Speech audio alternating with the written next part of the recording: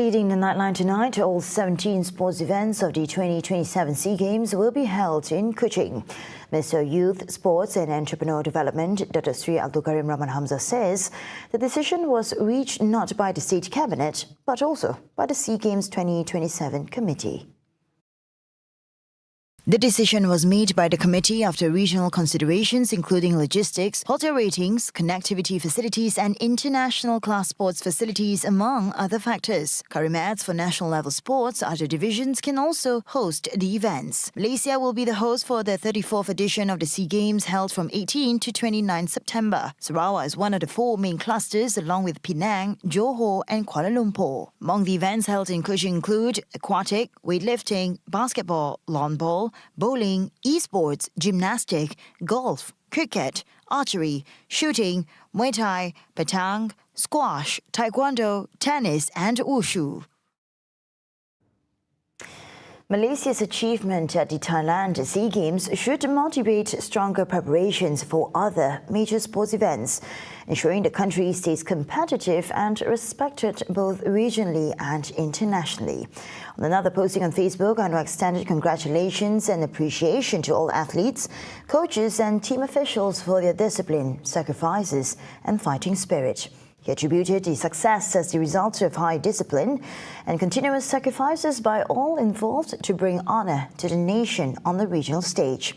Anwar added that preparations for Malaysia as a host of the 2027 SEA Games will be carried out comprehensively, systematically and competently, not only in terms of infrastructure and organisation, but also in building a sustainable sports ecosystem and producing world-class talent. The Prime Minister also emphasised that sports are a platform for uniting people across races, regions and backgrounds in a spirit of togetherness and national pride. The 2025 SEA Games, which concluded on December 20, saw Malaysia finishing in fourth place with 57 gold, 57 silver and 117 bronze medals, while host Thailand topped the medal table with 233 gold, 154 silver and 112 bronze medals.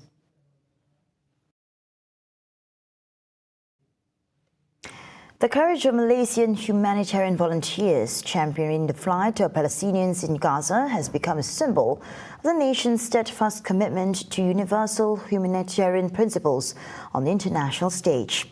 Prime Minister Dr. Sri Ibrahim says that as major world powers remained silent and penalised those who spoke out against the atrocities of the Zionist regime, Malaysia openly supported the Global Sumut Flotilla's humanitarian mission to Gaza. On Facebook, he says when the flotilla Sumut was attacked and volunteers were detained on October 2, the Madani government acted swiftly without delay while strategies were planned, diplomatic channels were mobilized to ensure the safety of 23 Malaysians whom were in Israel's custody. High-level negotiations were conducted with Turkey, Egypt, Jordan and the United States led to the safe release of all Malaysian volunteers who returned home on October 7, bringing relief and joy to Malaysians closely following the developments. He commended the bravery of those who embarked in the mission, defending those being oppressed harshly by Israel. The Global Sumut Flotilla aid mission, involving more than 500 activists from 44 countries, including Malaysia, began its voyage to Gaza in late August and early September as a show of solidarity and an effort to break Israel's blockade by delivering essential supplies. However, the aid flotilla was intercepted by Israeli forces in a restricted zone of the Mediterranean Sea on October 2, with all volunteers forcibly taken to the port of Ashdod. The Kuala Lumpur High Court today dismissed former Prime Minister Dr. Sri Najib Razak's judicial review application to enforce an alleged royal addendum that would have allowed him to serve the remainder of his sentence under house arrest. High Court Judge Alice Low KUCHING made the ruling after determining that the order in question was not discussed or decided upon during the 61st meeting of the pardons on January 29, 2024. Najib is currently serving a reduced jail term following the Pardons Board's decision last year to halve his original 12-year sentence and 210 million ringgit fine.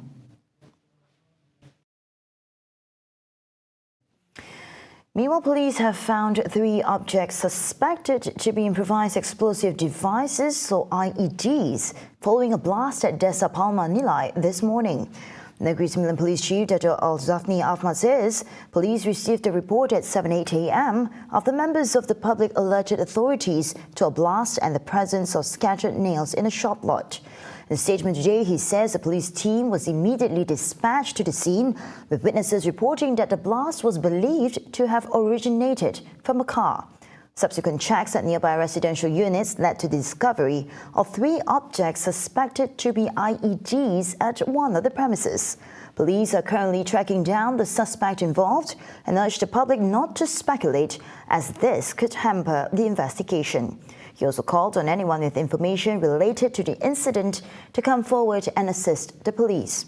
Meanwhile, the case is being investigated under Section 4 of the Corrosive and Explosive Substances and Offensive Weapons Act 1958 and Section 435 of the Penal Code.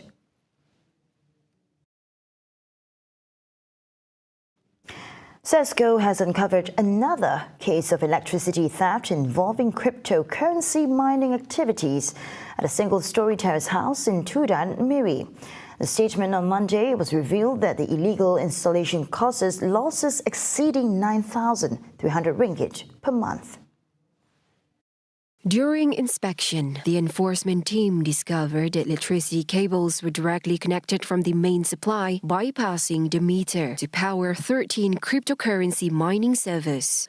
Sarawak Energy reports that all equipment was seized and investigations are underway under Section 33(5) of the Electricity Ordinance.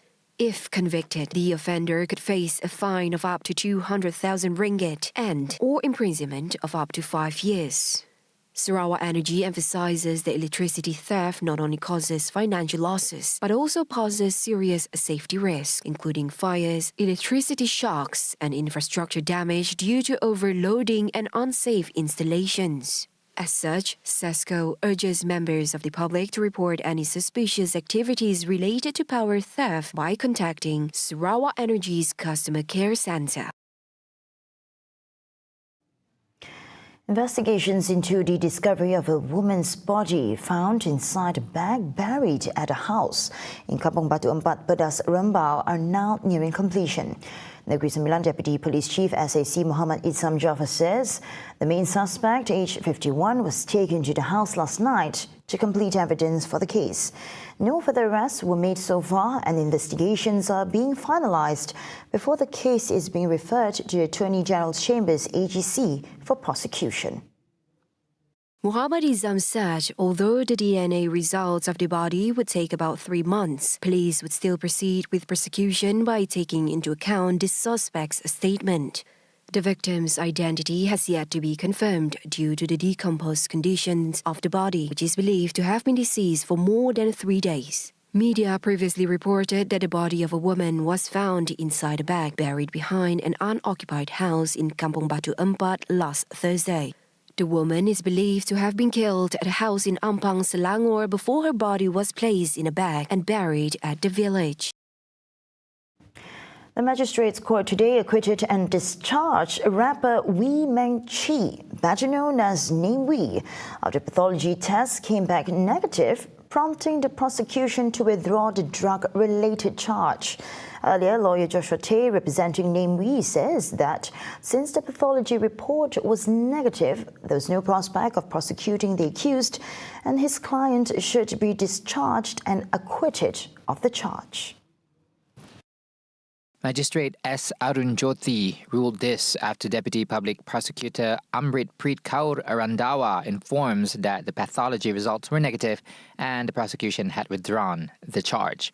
According to the charge, through a urine test, it was found that the accused had administered drugs such as amphetamine, methamphetamine, THC and ketamine into his body at the toilet of the Narcotics Criminal Investigation Division Office of the Dang Wangi District Police Headquarters at 7:15 p.m.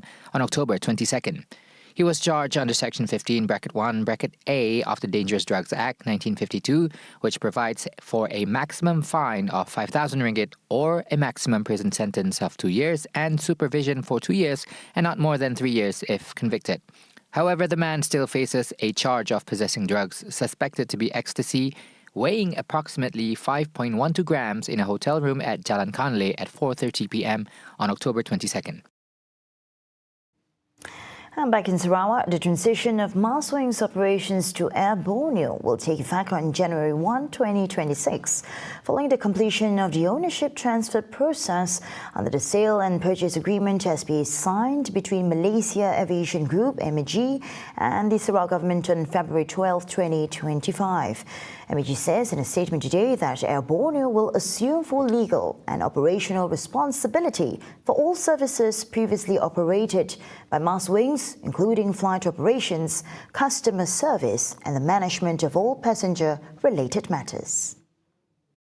MAG also expresses its appreciation for the cooperation and understanding of passengers, partners, and stakeholders throughout this transition period. Additionally, it states the group remains committed to ensure a smooth transition and to support the continued strengthening of regional air connectivity for Sarawak and the wider community.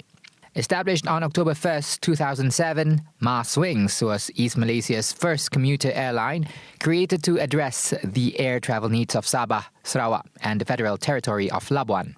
The airline began operations with a fleet of 4 50-seat Fokker 50 aircraft and 4 19-seat Twin Otter aircraft, serving a network of 22 destinations across the region.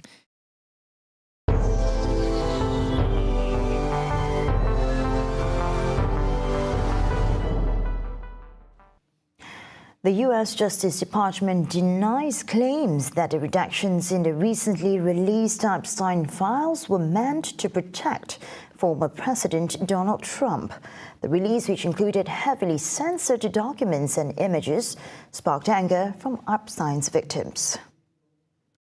Deputy Attorney General Todd Blanche defended the redactions, asserting that no material was withheld for political reasons. He explains that an image showing Trump was removed due to concerns for the women in the photo, but was later reposted without alteration after a review. Democratic lawmakers criticized Trump for potentially obstructing the release of all files related to Epstein, a wealthy financier with ties to many high-profile figures. The release also included photos of public figures like Bill Clinton, Mick Jagger, and Michael Jackson. While the Justice Department stated that the redactions were to protect Epstein victims, the continued blackouts and accusations of missing documents have further fueled calls for transparency and justice. Right, and get all the updates you need all in one app. TVS Inspire brings you live updates on events, news and programs. Available now on the Apple App Store and Google Play Store. TVS Inspire, world on your screen all time. And those were the updates on TVS Nightline. I'm Shulsha Matro. Thank you for watching and have a good night.